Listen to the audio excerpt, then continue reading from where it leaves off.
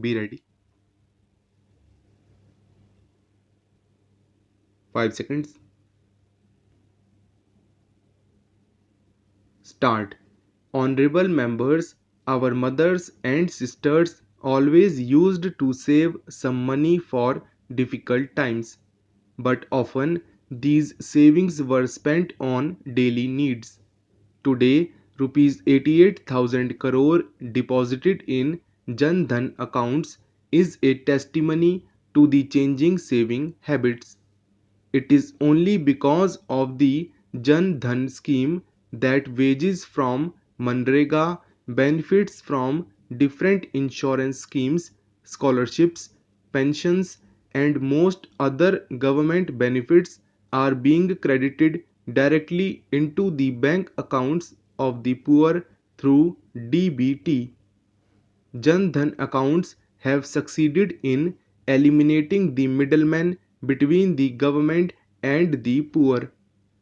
Jan Dhan Yojana is playing an important role in facilitating cost-effective digital transactions in the country through more than 60 crore RuPay debit cards and Bhim app.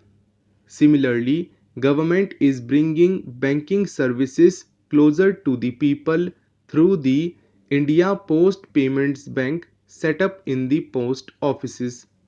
As a result, the whole world has taken note of this step towards financial inclusion in India.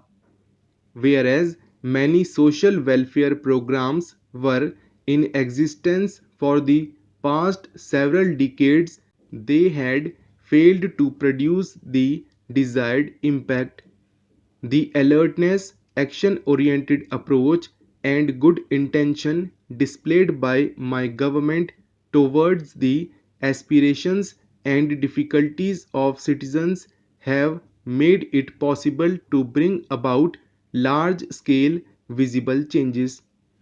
While giving a clear majority to my government in 2014, the people of the country had also given a clear mandate to take strict action against corruption and black money.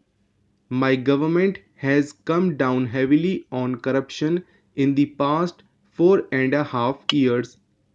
Being sensitive to public sentiment, my government has waged a war on corruption and black money from day one and approved constitution of a special investigation team SIT on black money in the very first meeting of the cabinet.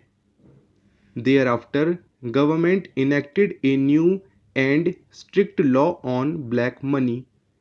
My government also carried out a campaign against illegally acquired assets in foreign countries. New agreements were signed with several countries known as tax havens, and several others were signed with many other countries to rectify deficiencies in existing agreements. While preventing the flow of black money abroad, my government also launched a major campaign against black money within the country. New laws were enacted for sectors thriving on black money, and those were brought under the ambit of taxation.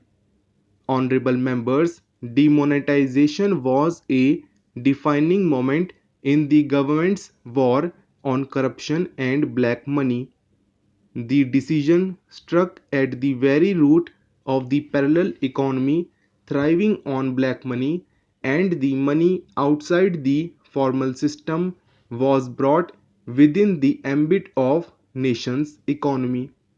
This action of the government broke the back of the forces destabilizing the country and the systems sustaining the flow of black money. The registration of 338,000 dubious shell companies responsible for flow of black money have been annulled by the government. The directors of these companies have also been prohibited from holding such offices again. assets worth more than rupees 50,000 crore are being taken under the Benami Property Act, Prevention of Money Laundering Act, and the Law Against Fugitive Economic Offenders. As a result of the policies of my government, black money in real estate sector has declined substantially. The prices of houses have come down and the dream of a normal middle class family for possessing their own house is being realized. I am pleased that on account of these policies of my government, people's trust in the government has increased and there has been a sharp increase in the number of persons paying income tax.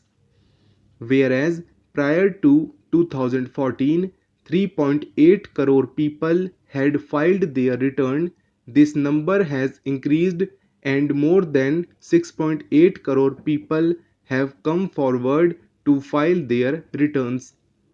Today, the taxpayer is confident that each paisa contributed by him or her is being spent honestly on nation building.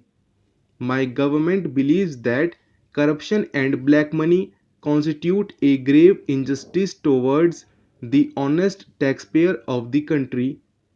Corruption always infringes on the rights of some poor or middle class person. The government is relying on application of modern technology to address this situation. As a result of the expansion in direct benefit transfer in the last 4.5 years, more than rupees 6 lakh 5,000 crore have been directly transferred to the bank accounts of beneficiaries. Because of this, about rupees 1 lakh 10,000 crore have been saved from falling into wrong hands.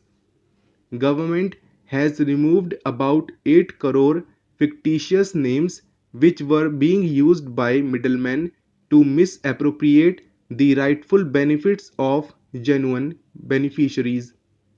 In order to build a strong nation, it is imperative that we develop our economy in such a manner that will help our fellow citizens to progress with transparency and honesty. My government developed a transparent system for auction of coal mines and has protected this national resource of the country.